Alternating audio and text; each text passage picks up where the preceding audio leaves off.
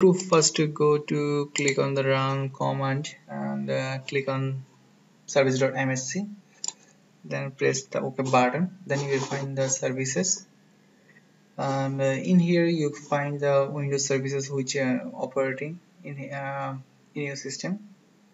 And if you use the SQL Server, Oracle Server, and others, SSIS, something like that, then this some uses software service also find in here. You can restart, run, or pause any services. You also find these services from here. Just click on the task manager, then you will find a tab named services, and here you can also search any type of services. Just press the word and that will be pop up to you, not pop up actually, just in front of you. That's the tutorial. Thanks for watching.